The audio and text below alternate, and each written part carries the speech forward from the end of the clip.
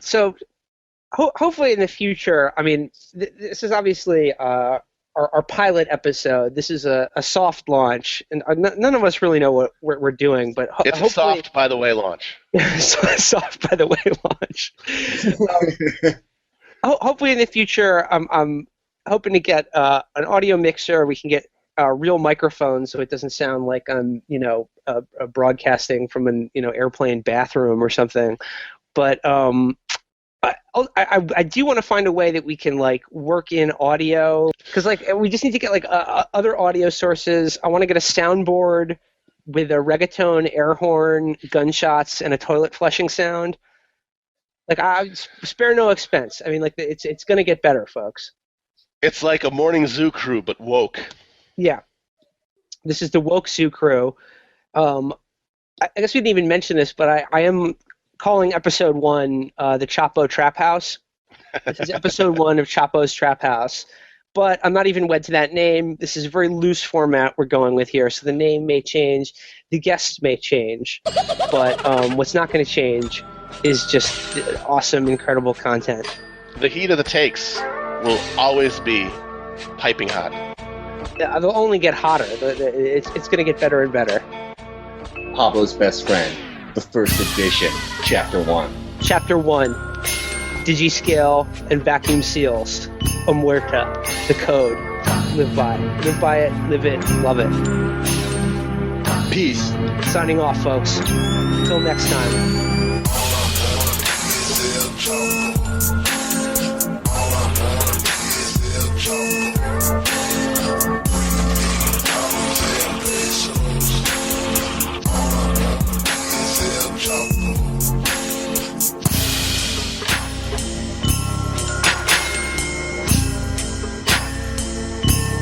It's our 50th episode.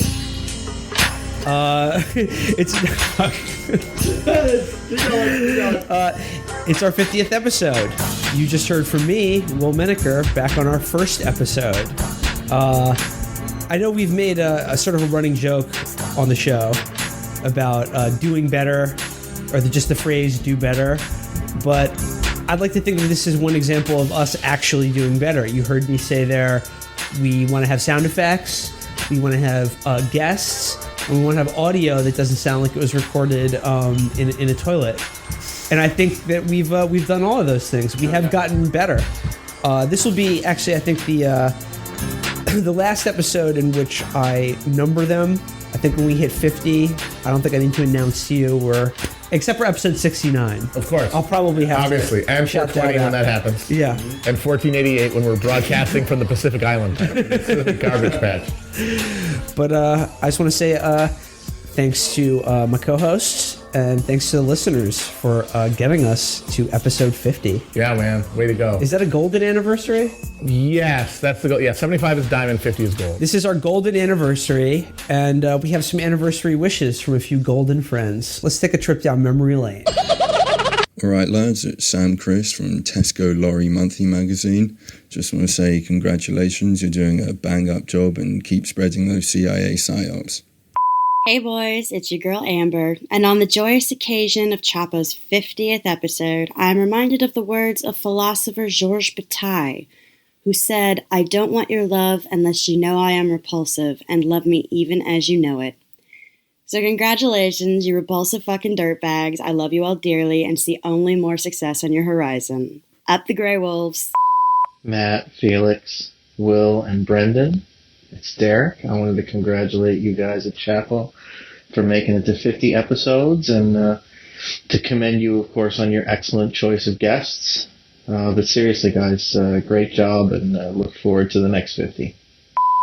Hi, Chapo. It's Libby calling from DC. Just to say, I may not be born in the USA, but I know you guys are born to run the world. That girls run the world. Hey, this is Virgil. Congrats on 50 episodes to Felix and Jamie and Allison. I'm glad you guys are still together even though you divorced. Here's to another great 50 episodes of Radio for Citizens. Hey guys, it's Matt V. Brady here, wishing you all a happy 50th episode. I just thought I'd drop the funny little Aussie character I did on your show. And anyway, guys, 50 episodes. That's some great work. Keep it up. Here's to 50 more. I'm walking here. Thanks to all our well-wishers. We will continue to do better. For our 50th episode here, we've got a great interview with Matt Karp. We're going to be talking to him about his book, This Vast Southern Empire and the Civil War. Roll that interview. Let's do it. Matt Karp, baby. This Vast Southern Empire, slaveholders at the helm of American foreign policy. We're here with Matt Karp. Matt, what is the Vast Southern Empire? Explain the title. Fuck this. I don't want to talk about my book. Can we just talk about Caleb a little bit more? I want to hear. I want a little bit more content on Caleb saying God is dead after he read Nietzsche, and what Jeff Jacoby. Now the AJ Soprano of Brookline, Massachusetts. Listeners found his Bandcamp page. Fire, straight fire. He's become like kind of a hip hop techno producer who says he's also inspired by the Torah to use his Torah as inspiration to make beats. And now I found them, and I was like, initially my instinct was like, we got to play these on the show, but then I was like, we really shouldn't. They're really sad. It's just like he's 18 years old. It's bad and it's bad embarrassing. enough that his dad is like such a prick. Like his dad makes him clean the gutters, which he doesn't know what gutters are. It's a difficult thing for him. The best thing about that was I forget who it is, but somebody on Twitter when they were responding to, because there was an article in like a local newspaper, local boy uses the Torah to inspire his music. And they said, that's some straight up mentaculous shit from a serious man. Like Richard Kind, like draining his cyst and working on the mentaculous. Like, that's Caleb. But like if you go, we're not going to link to it, but you can find it. If you guys don't subscribe, you got to get on the Grey Wolf train and listen to the last episode. These guys uncovered a real life AJ Soprano in Massachusetts. But the name of his beats are like every one of his tracks. Like they have names like On the Grind, Determination, like Party Beat. Like, dude, it's like very positive Linkin Park. It's positive vibes Linkin Park. It's so perfect. With a little bit of an Ecclesiastes edge. just a hint of having spent 6 months as a military school fail son dropout, and then back to mass. That's so dicked up, Dad. The beats really sound like they're made on like my first Casio keyboard. But you know what? His parents support him. Yeah. Love that boy. Support him. They love that boy. We support his parents. He's a beautiful son. We signal boost his dad. I do want to get Caleb to meet Ron Fournier's kid. I think they'd have a lot to talk about. Ron Fournier's kid is like a fucking winner, though. Like, I know he might inspire him. He might inspire Caleb to get his shit together. Learn how to drive. Ron would never, by the way, write columns. Never. About, like, how much he hates. He wrote a book called Love That Boy. Yeah, he didn't write a column called Shithead Listen Up. He's the opposite of Jeff Jacoby. Jeff Jacoby probably loves partisan gridlock. If Jeff Jacoby was still writing those letters to Caleb columns, like this year is like the headline would be like, Caleb, like sometimes your beats are fat, but sometimes life beats me up through you. Caleb, your music used to make me dance, but now that you've joined ISIS, you make me cry.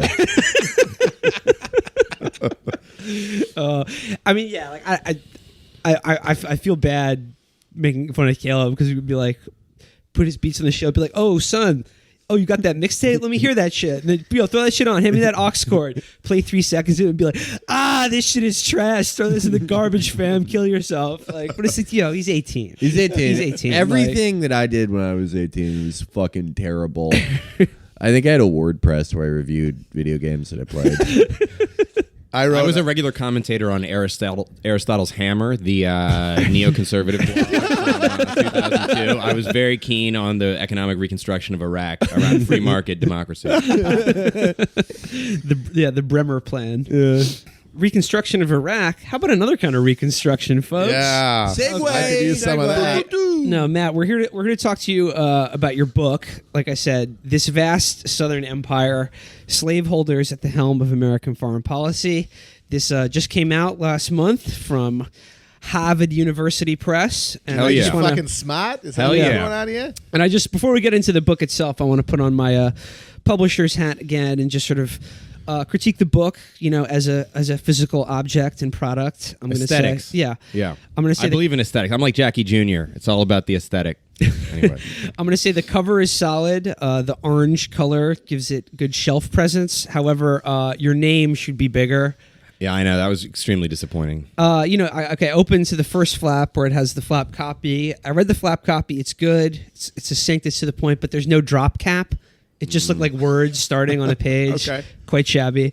Then to the second flap where it has your author bio, it's just an orange blank, and it just says Matthew Karp is assistant professor of history at Princeton University. Now, there's no author photo. Yeah. Did Harvard University Press do this on purpose? Because if people knew what a hunk you were, they wouldn't take your writing on history seriously? They have some like old school like Notre Dame kind of bullshit where they don't believe in author photos, like no name on the back of your jersey or something like that. Are they I'm just a lunch pail historian, Will. I'm not a hip hop style historian. I don't need it's not about me, Will. This sounds like it's about the slavery, okay? It's about the slavery. This sounds like creeping Sharia to me. They're against imagery of any kind. Is this a Salafist press? They're genuinely afraid that if they put a picture of my face on there, people will start to worship it appropriately. Yeah, they should. Hey. As we said, beautiful man. Eric Foner, James McPherson, they all have photos on their books. They all have photos. Shelby Foote, one day, and they all kind of look like turtles. When I go pro, when I get out of this college racket. Yeah, images are haram. I know we've had jokes in the past about when we talk about someone, you should Google image search them to just clown and laugh at them. Google image search Matt Karp and then laugh at yourself, fam. Yeah, you played yourself. Yeah. No, but to the book itself. Enough about the. Let's talk about the words. Yeah, words are our tool. So the title is "This Vast Southern Empire." It opens. The epigraph of the book is a quote from our good friend Karl Marx, who writes. You got that far. You got that far. Yeah. Just to prove to everyone I read the book. Big ups to the old man. It says, "In the foreign as in the domestic policy of the United States, the interests of the slaveholders served as the guiding star." That's Marx in 1861. Matt, explain the title of the book, "This Vast Southern Empire." What was the Southern Empire? Well, the Southern Empire was not as... we're going to talk Civil War later. I'm aware that there are a few Civil War geeks here in attendance. But the Civil War, the Vast Southern Empire, the argument of the book is it's not what you might expect. This is one of these little Democrat voice reversals. It's not the Confederacy, but the United States. Yeah. Give me a home improvement. In the 30 years before the Civil War, the foreign policy apparatus of the American state, Will, you were talking earlier, you could call it a sort of antebellum deep state in a sense, if you think about not just the cabinet members and the presidents, but the congressional committees, the diplomatic corps. You talk about the Navy a lot. The Navy, exactly. Yeah. The Navy, the creation of the American Navy. Exactly. We're run by pro-slavery Southerners, not just guys who happen to hold slaves, as if that's a thing, because most people who own slaves were also pro-slavery. But some of these guys were actually some of the most aggressive propagandists for slavery. People like my boy John C. Calhoun. And Secretary of State, and Abel P. Upshur. He's an obscure but should be better known figure. And these guys were they weren't pikers. They were hugely powerful, and they were nationalists. They believed the United States was the sort of slaveholding, the champion of slaveholding across the Atlantic world, the Western Hemisphere, so on. Just reading here, you're right. By the middle of the century, Southern masters ruled over the wealthiest and most dynamic slave society the world had ever known. If slave labor had an international future, they would certainly command it. Far from isolated reactionaries crying out against the transformations of the age, pro-slavery leaders warmly embraced the global dimensions of their struggle. Globalists. Throughout the antebellum decades, it was through the operation of U.S. foreign policy that Southern statesmen mounted some of the most daring efforts to advance the international cause of slavery.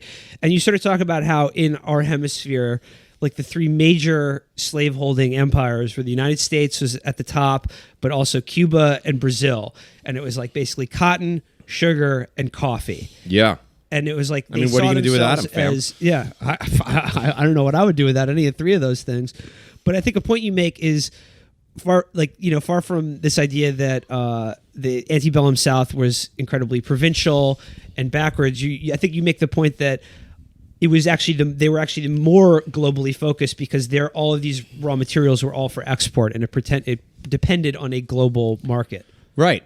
And, I mean, if you think about the world of the mid-19th century, you think the leading sector of the world's leading industry, which is in some sense the heartbeat of the Industrial Revolution, and, other people have argued this, the British textile industry, the major source of supply was the American South, was cotton. That's why Sven Becker talks about the U.S. South, Felix, you'll like this, as the sort of Saudi of the 19th century world economy, the kind of producer of the most important raw material. Well, they're missing a few apps that make Saudi Arabia what it is today. Similar amounts of inbreeding, though. Yeah, yeah. But it wasn't just King Cotton. I mean, that is. I like that you bring in Cuba and Brazil, because I think the idea is that these vital sort of agricultural staples that are the heartbeat of the consumer economy of the 19th century, you can't produce them if you're not whipping people in the fields. You can't produce them efficiently. The experiments in the West Indies and so on, where Britain abolished slavery, were failures, and according to the sort of global capitalist class, because they weren't able to produce exports. And so slavery was this kind of like fixed necessity for global capitalism.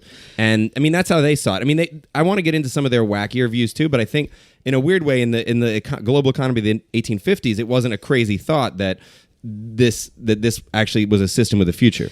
Another point you make is that if these people they had an ideology that they were committed to economically and politically, and they were unsophisticated about it. And like the chief thing you said is almost counterintuitive, but like the chief goal was not the expansion of territory in which slaves could be held, or people could be held in bondage, or land that could be acquired. It was the protection of slave property itself anywhere in the world, or particularly the Western Hemisphere. Totally. So it's always about, with Cuba, it's always like, oh, we want to seize Cuba. We want to make, Cuba like 8 slave states. We want the balance of power in Congress, yada, yada. That's like often how we think about this. But I think they were thinking, like globalists, and they wanted, to protect the sort of, for material, but also for ideological reasons, protect the sort of security of this form of property internationally. And so, various sort of efforts by Britain or, by other sort of anti-slavery, international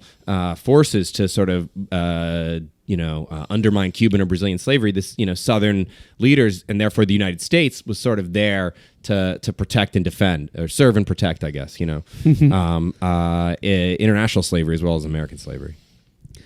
So like this ideology, like, it's an economic system, but it depends on kind of a culture and ideology. Like, what was the slave power? Like, how would you like characterize how they viewed the world and how they viewed human bondage? That's a serious question. Can I give an unserious answer? Yes, go ahead. I want to do a historical analogy here with the proviso that 99% of historical analogies are bullshit, right? This is a good one. 99%, yeah. It's like usually the sort of garnish that you put on an op-ed because you're out of ideas and you need to get paid for your 800 words. So you come up with some, you open an encyclopedia and point your finger to it. But 1% are good, the ones that are developed by Frederick Engels and myself. So this one, I do think there's a case, and this doesn't work on a lot of levels because they were globalists, because it doesn't work as political economy, but I think there's a case just culturally that the slave power, or that the kind of aggressive pro-slavery class in the antebellum republic was kind of like the alt-right today if they were actually in power, if they were the ruling class. Because on one hand, you have these extreme fringe figures, these guys who have these utterly like insane opinions, that are sort of basement dwelling dorks, like George Fitzhugh, who's writing like crazy theories about how slavery is the only humane system of it should be extended. Labor. Ideally, it should be extended to white people. Right. Yeah. So slavery could be extended to white people. He's got this idea. Okay, imagine that. Just real quick before we get too far, who was George Fitzhugh? He was the Ricky Vaughn of basically. All right. He really was. Basically, he was a sort of pro-slavery intellectual. He wrote very widely and aggressively about the in defense of slavery slavery against abolitionists and so on. He's cited by other important slaveholders. But anyway, so they have these weird future imaginings of a world in 1950. This suits people who like alt history, where the U.S. has a republic of 100 million slaves. They have these almost apocalyptic, from our perspective, visions of the future that are really dark. They've got weird racial things like Fitzhugh was really into this idea that the arc of history bent towards the southern races, like southern white races. So like the South was sort of like the Rome and Greece of like classical antiquity. And that they were fated to sort of dominate and conquer the North for some sort of like racial reasons, like the Romans were fated to conquer the fucking Gauls or Franks or whatever. Bitch ass Teutons. Yeah. So it's like, it would be like if you had an alt-right today that was like, instead of like Saxon Wrath or something, it would be like, I don't know, Latin vengeance or something, or whatever. Etruscan revenge. Well, was it one of the guys who worked on Rand Paul's campaign out of the Southern Avenger? Yeah, exactly. Southern Avenger is my favorite superhero. If you say ad hominem 3 times in a mirror, he shows up and warns you about fleet-footed urban types. But like, okay, so wait, I have a few more things on this. So, but there's some really sinister stuff here with these slaveholders, right? Like, not unsurprisingly, but beyond the fact that they literally owned, 4 million people as chattel, but. They were also into this sort of burgeoning racial science. These guys were collecting skulls and measuring them and talking about doing weird experiments on black people's lungs to sort of, identify different lung capacities. It's this really dark, sort of sinister edge to this stuff that is very, creepy, alt-right racist. But and there's actually a famous theory of the pro-slavery intellectual that essentially David Bryan Davis made this argument that they're basically loser fail sons who are intellectuals in an anti-intellectual culture, right? They're Southerners who are like reading the classics and trying to like generate these highbrow arguments for slavery, but no one gives a shit because it's the antebellum South and no one reads. So they're trying to like be really smart. They're trying to like know the anime, like these Pepe guys, to impress the sort of tough, like brawny Southern politicians, who actually have never opened a book. And there's some truth to that, except it unlike the current alt-right, I think it worked because you have people like Alexander Stevens or Jefferson Davis who are like then quoting or citing these and effectively, mouthing these crazy racial theories on the floor of the Senate. And these people have power. Yeah, South Carolina was founded by second sons of like Caribbean. No, seriously. Yeah. Because the Caribbean, the planters in the Caribbean, they would, give their once they established their plantations, they would then hand them off to their firstborn son. And then what do the rest of these assholes do? And a lot of them packed up and settled South Carolina. That's the crescent on the South Carolina's flag represents is fail sonnery, basically. I mean, that's why Ignatius J. Reilly is such an all-time great character, because a lot of modern evil stems from that kind of foul sonnery, of being the only guy who's read a book in a room full of guys with 85 IQs. Yeah. You can get a lot of, there's a lot of retelling through history with all these regimes, like, the Confederacy or the Third Reich, for that matter, where they were just highly advanced thinkers, when really they were just moderately well-read foul sons surrounded by They're that guy in jail dopes. that we got in the letter. They're the murderer in jail. Right. They're the alt-right nerd in jail. Oh, yeah. What was that again? We got a letter from someone who does prison outreach, and one of the people talked to is this. He's like, I read. Murderer. So like somebody who should get like a lot of like credentials and respect in prison for the heaviness of their crime, but like none of the gangs will hang out with him. Like the AB, even though he's like he fetishizes his Germanic heritage, Bavarian rap. AB is like, fuck, get the fuck out of here, nerd. We want to lift weights. Yeah, I mean, but that's the thing about so these guys, like, you have this kind of, I mean, to go inappropriately make more contemporary analogies, like, so you have, you got the Ricky Vaughn. I think George Fitzhugh's right. I think James D.B. DeBow, though, who is like the publisher of DeBow's Review, which is like the Breitbart essentially of the sort of Southern pro-slavery intellectual class. Did he also die in a diaper? Not sure on that. After he died, there was probably like a post-Reconstruction movement that would have been like, he would have hated this. he would have hated the Klan. James D.B. DeBow would. There was also a theory that like he was killed by like a blow dart shot by William Lloyd Garrison. But he was actually the director of the U.S. Census. I mean, like this guy, like literally, who's like an insane autodidactic, creep, who is appointed by, essentially via his buddy Jefferson Davis as Secretary of War in the Pierce administration to be like the superintendent of the census, and then so unsurprisingly he develops all these like crazy tables to prove racial inferiority, because these guys love math. They love arithmetic. That's another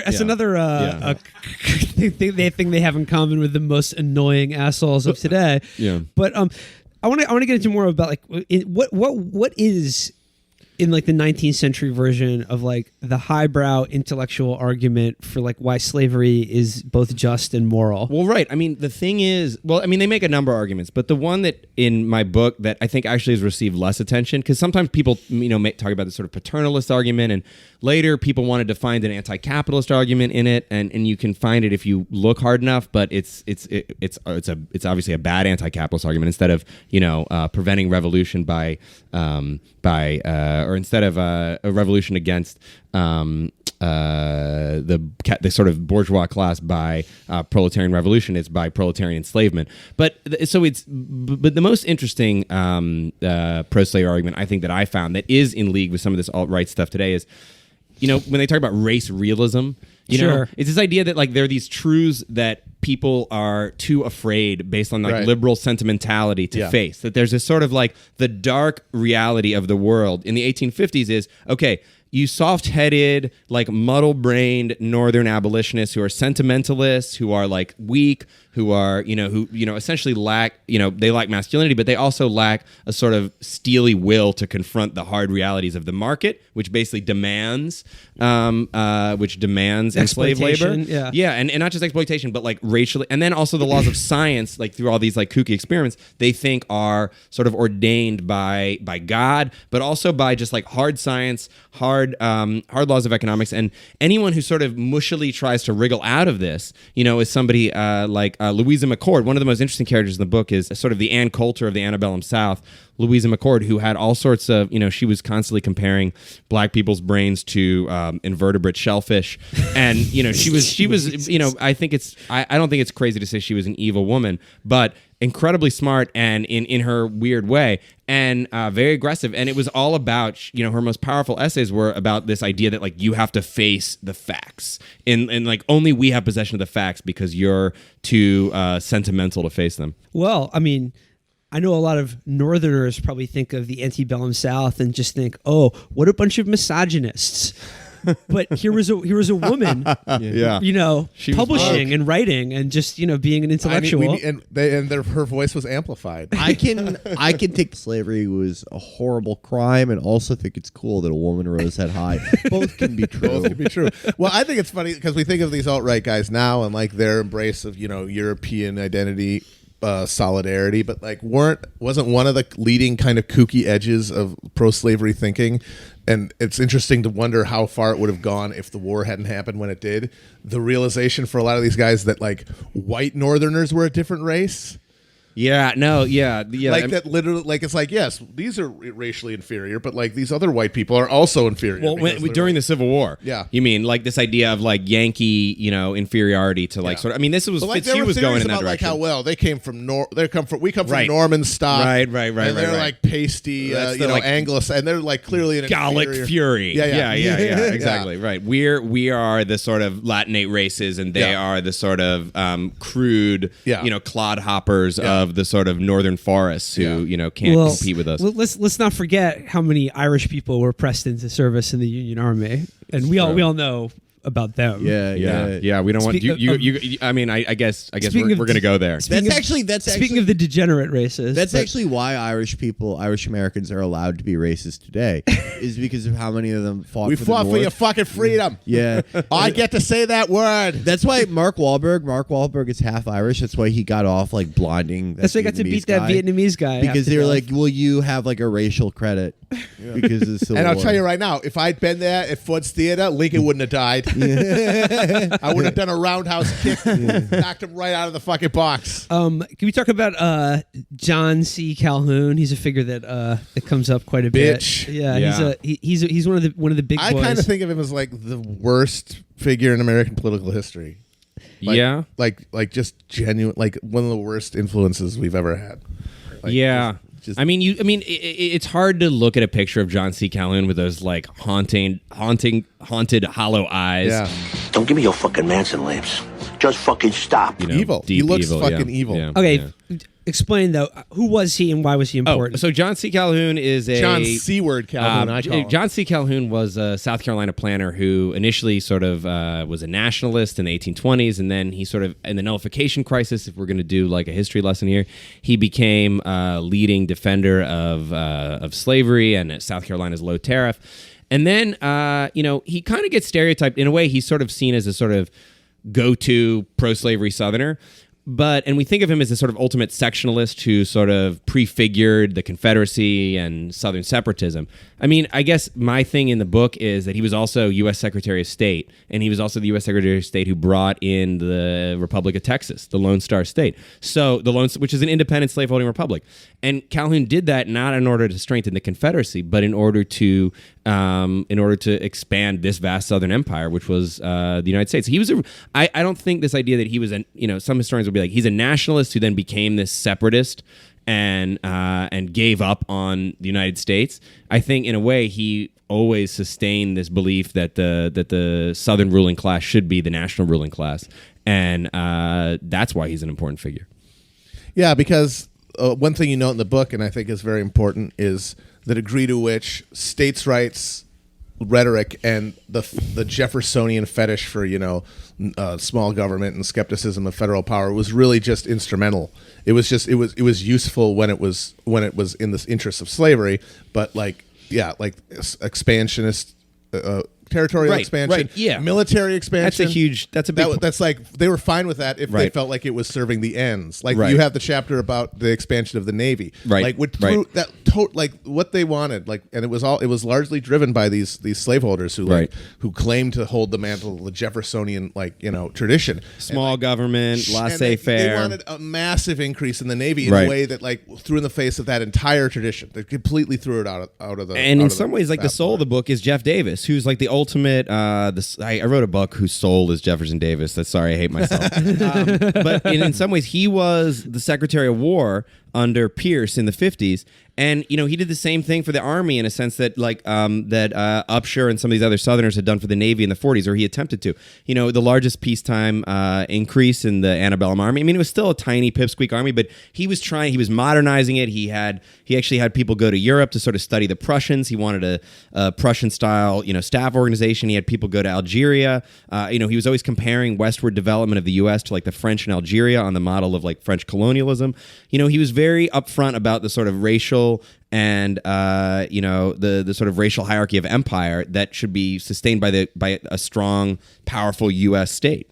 Who is the biggest incel among the? Okay, well, do you want to give me my? You want to do my little Volcel incel theory? Yeah, because as we've discovered, and it happens over and over again, the Volcel incel battle is the battle for the soul of humanity. It's been going on since the dawn of time. Right. The forces of Volcel are the forces of good. Okay. Incels the forces of evil. So you may have seen the film Lincoln. I think you do because we talked about it last week. We're going to do how many podcasts about the film Lincoln? Yeah.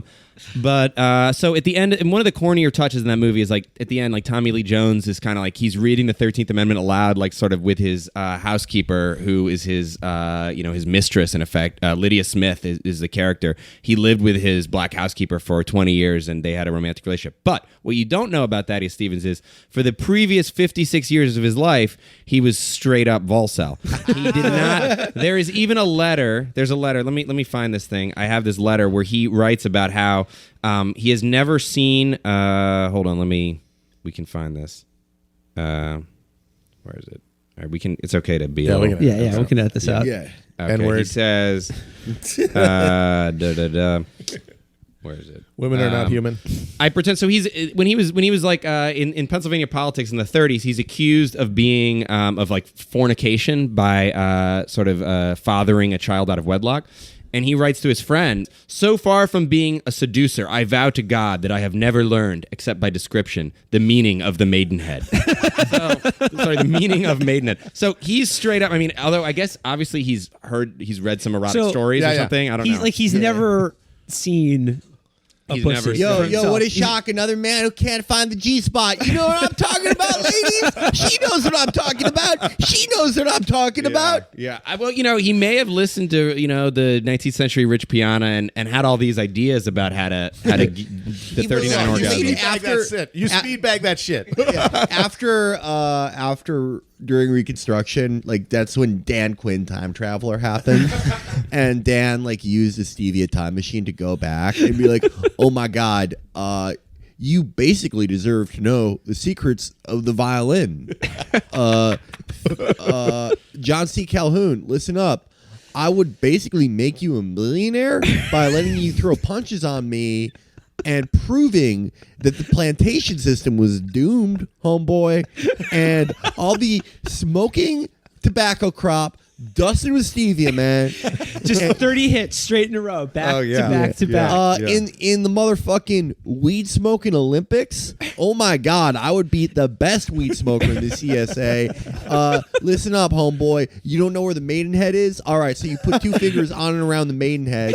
You play the clit like a swizzle stick flute that it is, and you are in triple-digit orgasms with your housekeeper, homeboy. Okay, but I'm imagining Dan Quinn incident at Owl Creek Bridge where they're about to hang him, but he just pulls up his shirt and he's just like, "Yo, you see that, homie?" And they're like, "Respect." Dan Quinn was basically John Brown. He was John Brown. He's the same thing. Yeah, the etched abolitionist. So anyway, Stevens basically Volcel for the first 56 years of his life. We do know that there is an anecdote of a woman who he did have several flirtations, and at one point a woman. One of his biographers talks about a woman sort of proposing that he buy her a diamond ring or something like that, and she gets a little edgy, and he just ghosts on her and never sees her again. So I think it's complete Volcel. He's got to keep his essence. He's got to keep his essence for the fight. Nah, dude, he's a fuckboy, dude. I've read Medium posts about guys like this.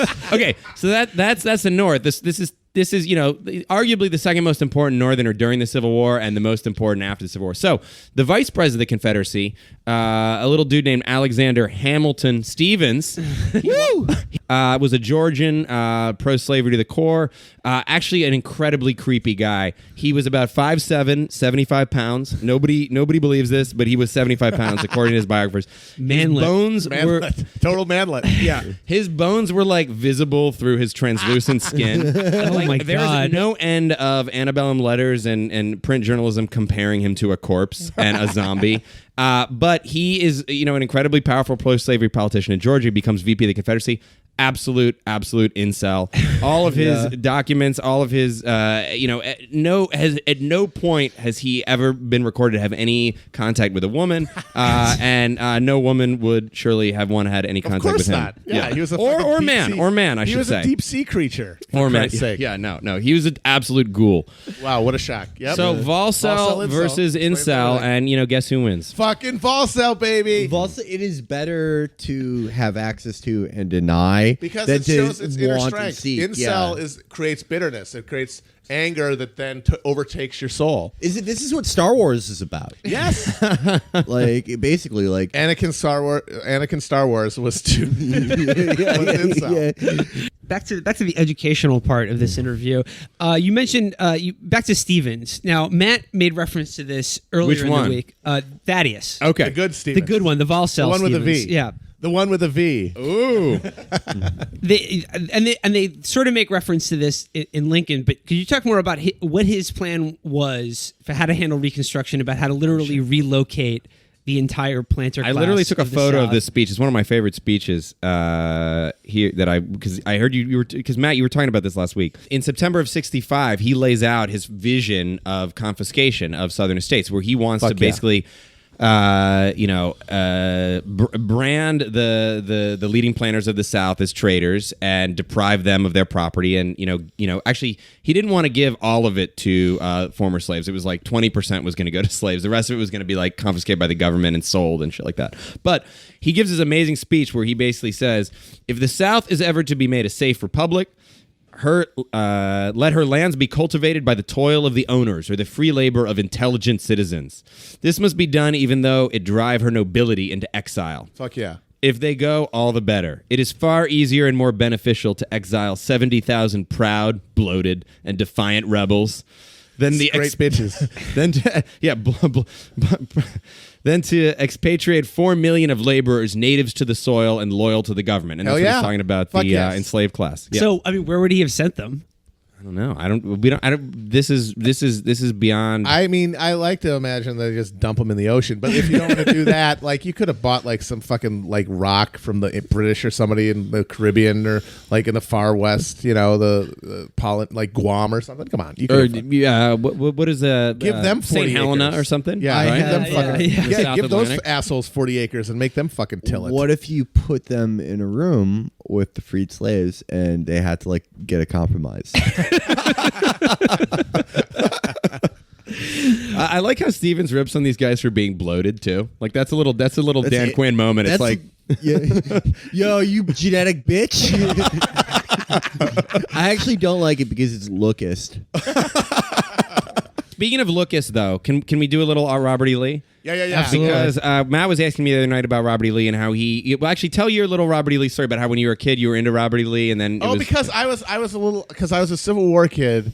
And I one of those. Oh yeah, one of those Civil War nerds. Like went to reenactments and shit. Went to my town's Civil War roundtable, which is like 60 old, like a bunch of 60-year-old dudes and me. I was like 12. So I was a big fan of Civil War. Obsessively studied it. I drew battle scenes and stuff. And I prefer the North. I love I thought they were the good guys. It was pretty clear, and them like the purity of their cause to me anyway at the time like really was one of the compelling things. I was like, yes, these are fucking good guys, and they won. Fuck you.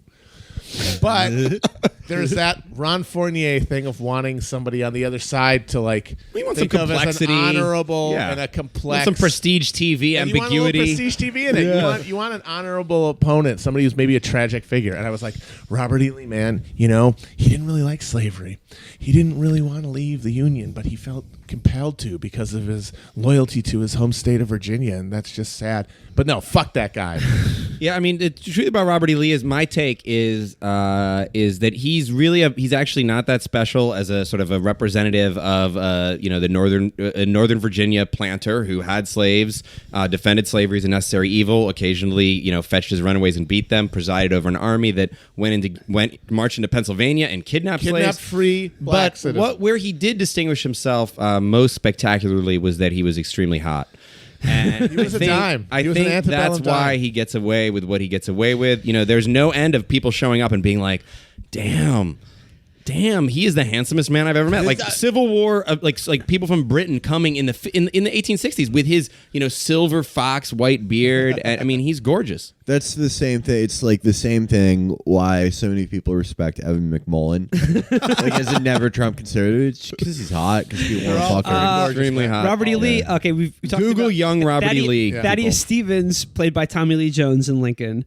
Robert E. Lee, played by Martin Sheen in the film Gettysburg. Now, there is no time for that. There is no time. Okay, all right, I'm going to take this.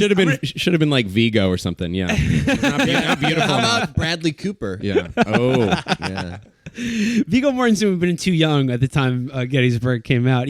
That's when he was in Carlito's Way going, I can't piss, I can't shit, kill me, man. Sorry to take this weird digression, but okay, the film Gettysburg, right, is basically historical reenactment I watched the film. The shit out of that. Yeah. Thing. I saw that in the theater 4 hours. The same director of that went on to do the other movie, the worst Civil War movie ever. Gods and Generals. Talking about OGG? Yes. Of Gods and Generals. OGG. Are a band of brothers that's native to the soil, fighting for our liberty through famine, war, and toil. And when our rights were threatened, the cry rose near and far. Hurrah for the bonny blue flag that bears a single star. Hurrah, hurrah, for solid rights, hurrah, hurrah for the bonny blue flag that bears a single star. We owe you Texas boys a debt of gratitude for putting on these shows. Colonel Patton, any man who can't handle a guitar or fiddle ain't fit to carry mushroom. Kind were we and just, but now in northern treachery attempts our rights to mar. We hoist on high the bonny blue flag that bears a single star. Hurrah, hurrah, for southern rights, hurrah, hurrah, for the bonny blue flag that bears a single star. Here's to our Confederacy, strong we are and brave. Like patriots of old, we'll fight our heritage to save. And rather than submit to shame, to die we would prefer. So cheer for the bonny blue flag that bears a single star. Hurrah, hurrah, for southern rights, hurrah, hurrah, for the bonny blue flag that bears a single star. Hurrah, hurrah, for southern rights, hurrah, hurrah, bonny blue flag that bears a single star.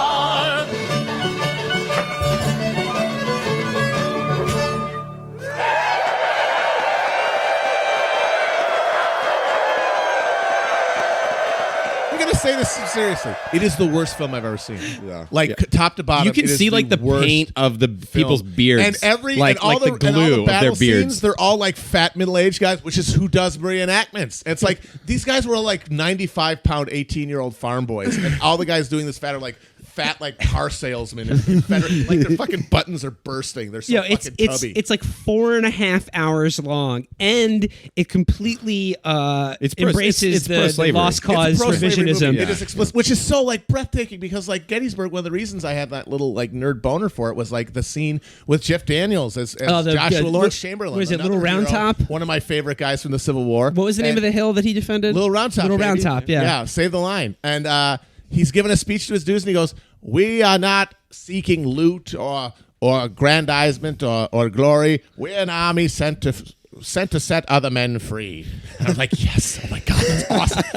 I just wanted to bring up this about OGG, and maybe we can even edit in some of the audio. But I know what you're going to talk about. George Allen has a cameo. I didn't know that. So I need to re-see this movie. It's a 4-hour-long movie. It's all terrible battle scenes, horrible acting, glued on beards, Confederate, like straight Confederate apologia, lost cause fetishism, and then a musical number. There's a moment when all of the Confederate generals are behind the lines relaxing, and they're having a little theatrical jamboree, and it's this like dude, this theatrical gentleman. From this 1860s theatrical gentleman in like a top coat singing the song "Hurrah, Hurrah, Southern Rights, Hurrah," and he's like, "Maryland, my Maryland." Yeah, no, it was just that one, sadly. Okay. But it was like, and he had like that very theatrical voice. It all felt very show tunes. And then there's this group of Confederate generals sitting in the front row singing along to it, and one of them is former Virginia senator and would-be president if he hadn't gotten murked by Jim Webb.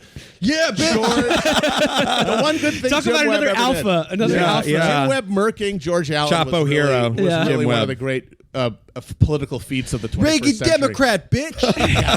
But he's in the front row in a Confederate uniform singing. Oh, that's Southern amazing. Rights Do you think that bitch grew up in California? I know. That is so dark. He didn't actually know he was being in a movie. He dressed up.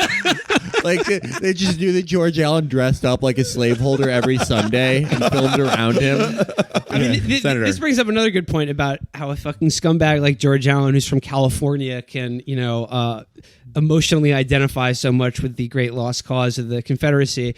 But Matt, as someone who is a professor of history and studies and has written about the Civil War, like what is like the major misconception in contemporary Americans' understanding of the Civil War, or rather, as an addendum to that, why does this lost cause shit continue to exist?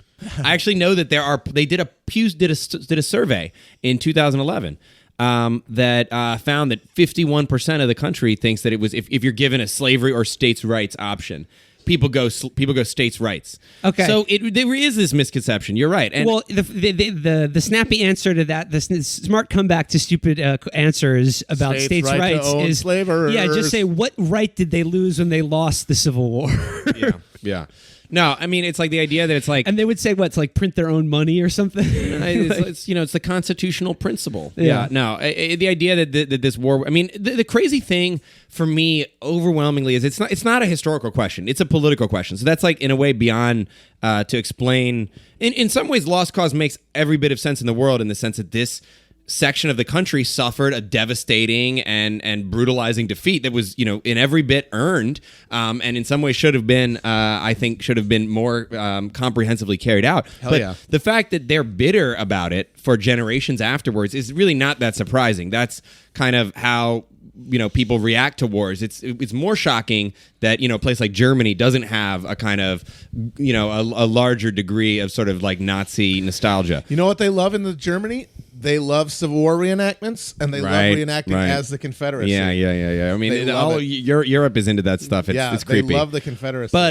But I think as a matter of history, I mean, it's crazy. Honestly, all you have to do is like read a newspaper, read a letter, read any primary document, because these guys did not hide talking about slavery. They wanted to talk about skulls. They wanted to talk about the weirdest, grossest stuff all the time, and they weren't. They every time. One of the reasons why, as a historian, I really did like it was useful and convenient and easy to study slaveholders is because every time you're looking for them to say something that is going to like clinch your argument, they'll say something that's like more whack than even you'd imagine. And they don't hide it. They're not subtle about their affirmation of this system as the sort of as the centerpiece of a sort of economic and racial hierarchy. There was an anecdote that speaks to that at the beginning of your book, and it was just so perfect reading it.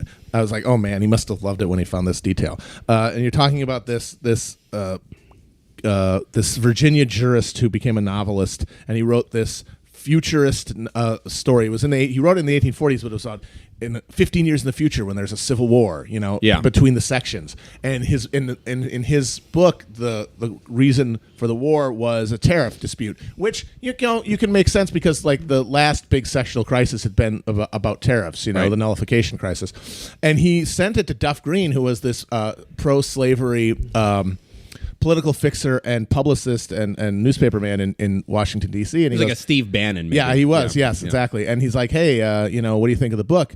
And he reads the book and he goes, yeah, it's very good, but why the hell is this about fucking tariffs? It should be about slavery. Right.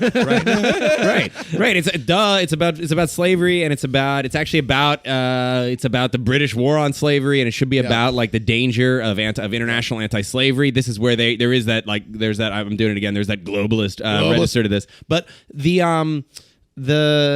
funny thing is, they never hit it. That was like a rare instance where the guy was like, actually, it is a principled resistance to northern cupidity, or whatever. It's like, no, it's about slavery. But as soon as the war's over, like all these guys, Stevens, Alexander Stevens, Davis, they all write these like incredibly long, like self-indulgent memoirs, in which they downplay, because it's like they have been forced by a political revolution followed by a war to abandon this reactionary belief. And so they literally can't own it anymore. They can't own it. Ironically, they can't own something. They've been owned so bad. They got owned out of owning. They were owned out of owning. They wouldn't have been able to write those books if they'd been fucking hanged. True. But they immediately start backpedaling. And it's really instructive to read Davis's sort of reflections after the war and virtually any speech he gave in the 1850s. Because it's like, it's night and day about this stuff. And it's so naked. And this is the way in which people today like naively read these memoirs or the sort of would-be lost cause propagandists without ever bothering to read something from like the actual period where people had slaves and trumpeted it. I think you got two things. We've got like the lost cause. I think at like the grassroots is based in just a lot of sort of a sense of aggrievement and a sense of loss of entitlement and just good old fashioned racism and like just a way to express one's preference for racial hierarchy. But I think among a certain strata of more intellectual types, your Southern Avengers, there is a kind of dumb but in its own way, if you're really being obtuse about it, persuasive case that like the Confederacy was really like the last large-scale resistance to the encroaching capitalism. And now like we're living in the backwash of it, and we're in this like late capitalist shit realm. And some people look back and they're like, oh man, like these were the people, the last real large scale resistance to it. Well, I mean, you had somebody like, a famous historian, Marxist historian, Eugene Genovese, who is not a lost cause. But maybe by the end of his career, he kind of become a Catholic conservative and was virtually in that camp. But even as when he wrote, the political economy of slavery or whatever, these like 60s books, coming straight out of the Communist Party, he definitely had, I mean, in my view, what was, they're actually great books, but in my view, sort of, like a wrong-headed, in a sense, a romantic nostalgia. Like these were this was the strongest force that was standing up against the northern bourgeoisie. Exactly. And even though parentheses, it was populated by ghoulish sadists, but at least they were they had a chance, they had a fighting chance against this. Yes. And so we have to kind of embrace them, or at least honor their memory or something. Right. Yeah. But that is, as we need to stipulate, that's dumb, because it always requires, because obviously when the thing you live in is going to feel more real to something you've just read about, but it really was really, really bad. Come on. It was slavery. It was bad. It was really bad. If you want to take something away from today's episode, everybody, it's that slavery's fucking bad. Come on.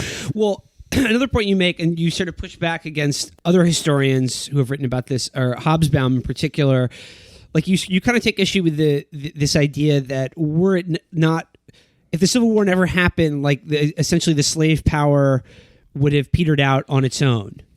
That there was a lot of forces like arrayed already against it in terms of like a modern capitalist economy. Right. I mean, that's a conventional interpretation. And I don't want to go too far in this, kind of like weird Atlantis of like counterfactual of, if it what hadn't if been... they'd had a machine gun? Yeah, right. Exactly. What if Chris Kyle went back in time? I think we know what side he would have been on. It's not like, fuck, I wouldn't have had to stand behind Lincoln to shoot him in the head. I would have been across the street. Like you don't have to go and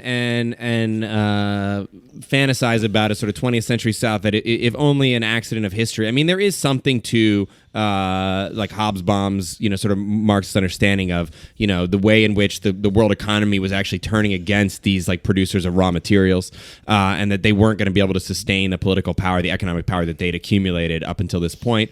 That industrial capitalism actually was bigger, badder, stronger. I mean, the North did win, more able voluntarily to refrain from sexual activity. All the things that allowed the North to win the war. So the South was not. I don't want to argue that if it hadn't been for this, that we would have like a slaveholding power today. But that said, in the 1850s, in this moment, I do think it was a strange enough moment that the sort of hindsight view of their inevitable doom was very much contested, and they didn't see it that way. They really thought that their future was the future. Well, I want to go back to this, and that explains why they acted so aggressively. Well, I want to go back to this idea that you mentioned in the beginning, where they were writing their own kind of like this very dark science fiction, but for them, not the case. That a century from their present in the 1950s. America would be a society with 100 million slaves. Yeah. And then Matt, then you said that they were also flirting with the idea that eventually slavery was not just beneficial because black people were inferior. It would be beneficial to white people for the masses of Calhoun. Calhoun had a vision that he wanted basically every voting person to own a slave. Yeah, and the thing is like at least one. Well, I don't know if Calhoun didn't totally get on board with the Fitzhugh argument. I mean, I think they still had most of them did have the racial distinction that was pretty important, and sometimes even Fitzhugh did.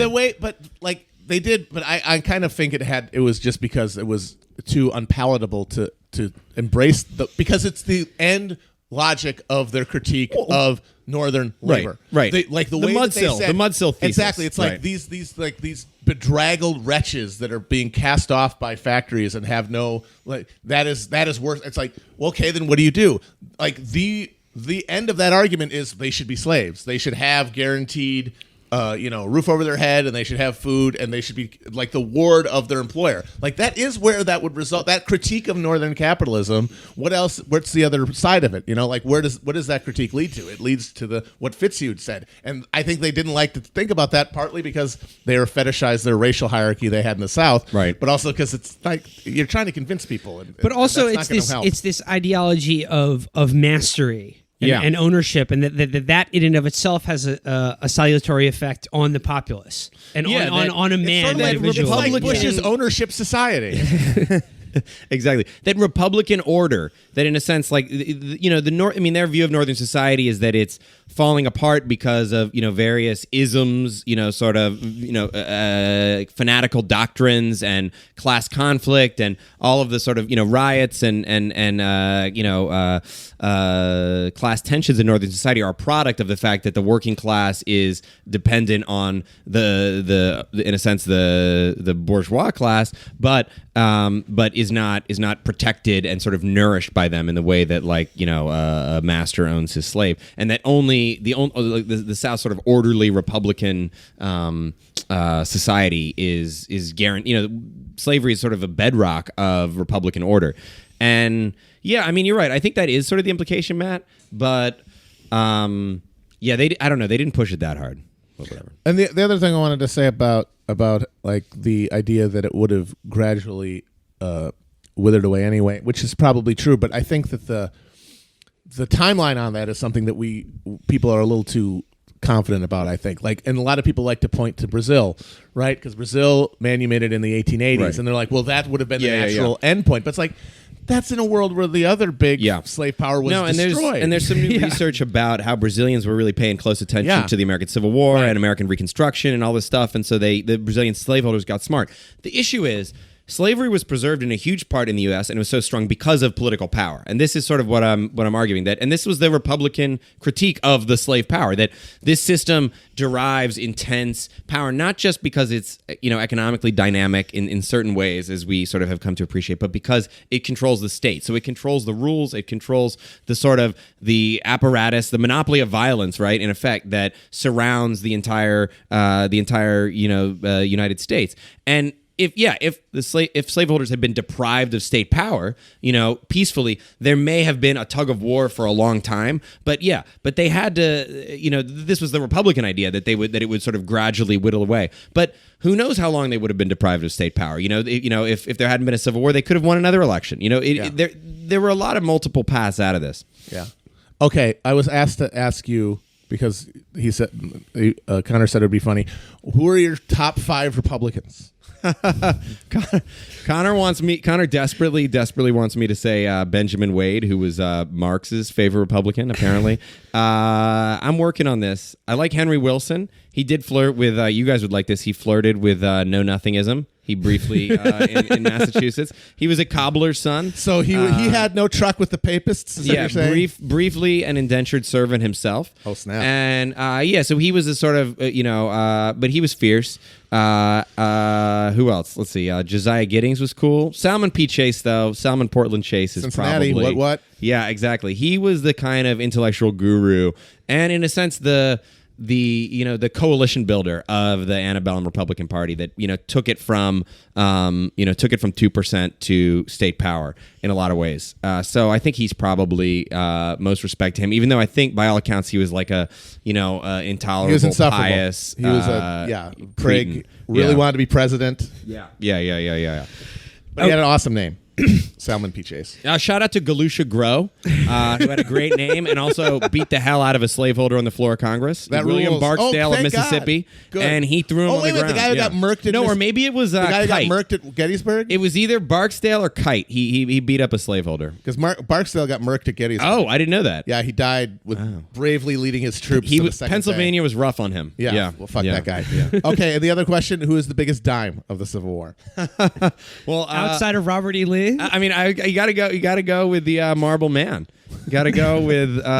He was etched. Have you seen? But Who else was in it? There were some other incredibly good-looking Southerners. I bet if you go through all of those like Ken Burns documentaries or did like copious research on all the photographs that have taken of people like in the Civil War, you will find Dan Quinn in one of those photos. It'll be like 12 Monkeys. It'll be like that scene in 12 Monkeys. Well, like Dan Quinn is just a title, like it gets passed down through the ages. To be honest, it was the Northerners who were sort of, if you want to talk about like early weight training, you know who was really into weights? You know, you can see his weights today if you go to his house in D.C. is Frederick Douglass. Really? Like he he did like lame 19th century, like, you know, kind of like dumbbell. He was a super handsome guy but too. he was hot. He was really hot. The interesting fact that he was the most photographed man of the 19th century, more than Abraham Lincoln. Yeah. He specifically cultivated the what was then still a new technology of photography, portrait photography. He had his photo taken all the time. He had an amazing profile, and so wait a minute. So you're in all saying probability, that he liked to have 19th century selfies. Yeah. So he's the first millennial, is what you're saying. The first millennial, and he, you know, based on his dumbbells, he had pretty good delt development as well. So. No, dude, his delts look like fucking bowling balls. I imagine him going to the beach and kicking sand in William Lloyd Garrison's face. Fucking nerd. And Charles Sumner, you won't like this as much at all, Felix, but Charles Sumner was really into exercise. He was kind of a big dude himself, which is funny because he's most famous for getting his ass kicked, but he was a huge dude. Preston Brooks was actually afraid. Initial plan was to assault him on the steps of Congress, but he was afraid that he would run up the steps and he was a little smaller than Sumner, and he would be tired, and then Sumner would actually kick his ass. So he jumped him when his like legs were under the desk. Because he's a piece of shit. But strategy. Exactly. But Sumner, and he died of the croup, which is literally what kills babies. Yeah. Fuck Preston. Yeah. Sumner. He was famous at Harvard for having like a primitive exercise bike in his like dorm room, basically. So cardio, boo. Well, he was a bodybuilder. He was a bodybuilder. Yeah, he was a bodybuilder because he would wake up, do his 30 minutes of cardio to burn fat, and he was big and like used weight training, but he couldn't fight. That's a bodybuilder. Shots fired. Pistol shots fired. We're gonna have to do Minay balls fired. We're probably gonna have to do a whole nother episode, or maybe even video about like 19th century getting swole, getting swole, 19th century style. No, dude. No, so dude, listen up. They had the same weight training we have today in Sparta with King Leonidas. He had his bulletproof coffee and his functional strength with kettlebells and battle ropes. And then they were destroyed by the Mongols. And then we didn't have them again until 2005. And between those times, everyone was retarded and didn't know what they were doing. Talk about real hardcore history. For about, my estimation, there was a 4,000-year dark period of exercise. Of male physique. Yeah, but King Leonidas did have alpha brain. He put butter in his coffee. Guys in black unitards. Like, do you just have to watch the movie, like, look at them? I do wish we'd bring back the round weights. Yeah, those the round weights. Yeah, I mean the 19th century guys, they wore too many layers. You know, they had too many. They had the cravats. You couldn't. They didn't show any sternum. You know, they're prudes. Yeah. King Leonidas, like you saw it, like he went into battle, no shirt, just a skirt. Because he had nothing to hide. Like, he was like, yo, check me out. John Quincy Adams did bathe naked in the Potomac. That was something. But he was like one of those naked old like body positive. He was like a locker room. He was a locker room old. Yeah. Like one of those dudes. One of those dudes at the gay pride, one of the old guys at the gay pride parade, just naked with like a little cock ring on, standing around. All the founding fathers, if they were alive today, they would all be in my gym drying their assholes with a hand dryer. King Leonidas would be showering with me. Beautiful. Nothing gay. That's just called Spartan recovery. Nothing weird about that at all. Just two training partners showering together. Okay. Before we go, I'm glad we need to take a jump in the timeline here, and I just briefly want to bring up with Matt some more gems from the Podesta emails because I learned about this one through you. You shared this yesterday. This is an absolute gem. It's better than anything we talked about on our earlier in the week show. This is from Lanny Davis. who, if you're not familiar, is like the ultimate Washington, D.C. hagfish. It's just like he's unstoppable, unkillable, no shame. He's just the dude. His hustle never Take money stops. from fucking anybody. Yeah, no, we were just talking earlier. We were trying to figure like one of his we looked lobbying. up Ivory Coast. Yeah, one of his Equatorial Guinea. Yeah, like one of his. He dictator. did lobbying on behalf of Charles Taylor, right? Most famously, he was a Zelaya supporter in Honduras. That's kind of when he got on everyone's map. When people were like, when Hillary became Secretary of State, and people went like, "Who is this fucking worm?" And that was most people's introduction to the political genius. Yeah, of Lenny Davis. But Lenny Davis had a big role in the first Clinton admin, though, wasn't he? He did, like, yeah, he he was did. like a, somehow legally affiliated with the Yeah, with the and White then in House, I forget. 2008, he was one of that circle of absolute winners who guided the Clinton campaign into the fucking iceberg. Yeah, him he and was Mark like- Penn, like eating the cold cut tray and like going, wow, we need to micro target NASCAR. Yeah, uncles. no, he's like a he's a Democratic Party remora fish that just will never ever go away, and he shows up, of course, in the Podesta emails because he's positioning himself to get right back into the White House via Hillary Clinton. Here's what he says in an email. He's okay. Facts will defeat Sanders. Maybe win back young people if they came maybe win back young people if they come to realize the man who claims the word authenticity as his exclusive plays fast and loose with the facts. Here's what he suggests. Robbie, Adrienne, I would like to collect a group of my fellow surrogates and organize a Sanders Truth Squad to flood the 3 cable shows from morn to night to challenge Sanders on his non-facts and misleading, quote, free proposals that will substantially raise middle-class taxes or leave millennials with trillions of dollars of debt to pay off for the rest of their Real lives. Diggler hours. Thoughts? The budget Avengers. Yeah. I love that. I love that. Like he's like, hey, don't want to be unrealistic, but probably going to get back all the millennials by going on Morning Joe, Neil Cavuto, and Morning Joe, and talking about the budget deficit. Can I introduce you to a little book called Microeconomics by Gregory Mankiw? You're not familiar with the facts. That has never been a persuasive opening to any argument in But history. the facts are also the facts in this case are also bullshit. No one should care about the fucking national debt. Really It doesn't well. matter. Yeah, It used to work really well for like Sean Salisbury when he was on ESPN, like and they would do like the Coors Light, like cold hard facts. It'd be like Peyton Manning's gonna have a career year with the Colts this year. Fact. That's the Lanny Davis. Every American has $50,000 of national debt. Fact. Yeah, you read that, and you're like, oh, wow. It really does come down to she's going to be president because she's running against a fucking pussy-grabbing psychopath who has no personal control over anything, any impulse. You have to give him a little bit of credit though. That it looks, based on the evidence, like Podesta completely ignored that email, right? Like there was no. Podesta comes off actually. I mean, he's obviously a sleazy, DC insider, but he's clearly a smart guy, and he comes to across like he doesn't really have patience for a lot of these hyperventilating dipshits who he has to deal with these emails. Do you think Podesta, I actually think he might be a mole from somewhere else because he's too smart to work for Hillary. Compare everyone else in the email, everyone else who's emailing John Podesta is just like, "Hey John, I just took 8 Xanaxes. What if I redubbed a video of Bernie Sanders and had him say the N-word?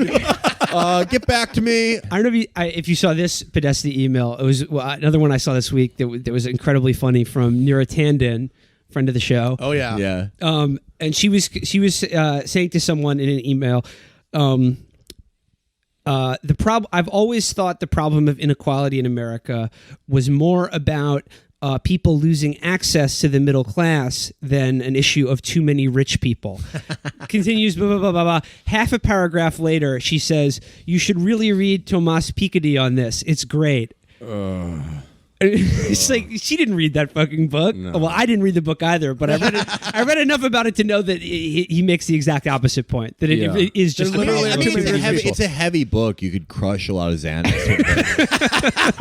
Yeah, no, the point of that book, to my understanding, is that yes, there are too many rich people. They have all the money. Yeah, we need to literally not even tax their incomes. We need to tax their wealth. Yeah. Yes. Yeah, tax their wealth and maybe just export them to the Caribbean after we take all their property. Yeah, some solutions are timeless. Yeah, let's finish the work of reconstruction in the 21st century. What do you say, fellas? Yeah. I would love to get a live stream of like a Lloyd Blankfein like trying to like plant turnips, on an island in the Caribbean. That'd be pretty fun to watch. I'm doing my part by refraining from any sort of human contact with of a sexual nature until I'm 56 years old. Yeah, 56. And when you're 56, the revolution will be Volcel, folks. Yeah. All right. Matt Karp, thanks so much for joining us. The book is This Vast Southern Empire by Early and Often, folks. Yeah. Yes. Thank you. Thanks for coming on. Best day of my life. Cheers. All right. That was Matt Karp. Before we go on our 50th episode, I would just like to say, come episode 100, I plan to be even more powerful than I am now. I plan to be carried around by suspensors that held up my massive amount of fat due to just the horrific gluttony and indulgence that I'm able to do thanks to the listeners. No, but and also and thanks to Brendan, because honestly, we would not be even. We would still be unlistenable swill. It would be garbage. It would be ripped. It would be ripped audio from YouTube files with like the cat taking a shit in the background. I miss the old live broadcast versions because I think you guys told me that Psycho fans would find the feed. Yes, there were people who would respond on Twitter like to what the show was before we put it out, and I didn't really at that point I didn't really understand that was a live. I kind of knew. Maybe theoretically there was a live broadcast, but I had no idea that people could find it and watch it. And yeah, people were like, "Oh man!" Now it's just the tankies who do that. Now, yes, when they somehow they're in the room now. Yeah. we're being bugged, and it's being uploaded to their Reddit. Yeah, keep them coming, folks. Like I said, episode 50, and we're gonna blink our eyes, and it's gonna be episode 100. Mm-hmm. And like I said, I feel like gold. Before we go, just a little bit of housekeeping. We've got not one, but 2 Chapo live events coming up very soon. First of which is Wednesday of this week, the third and final debate. We're going to be at Caroline's with Virgil, Texas to complete the trilogy. Then election night, November 8th. We're coming to you again from Genius HQ in Gowanus, and again with Virgil, Texas. It's going to be a Chapo live show for election night, but also an election night party. Hell yeah! Like we're gonna rein in the new apocalypse. We're gonna be with you till we have a new rank chancellor. Death to dangerous Donald. Long live the new flesh.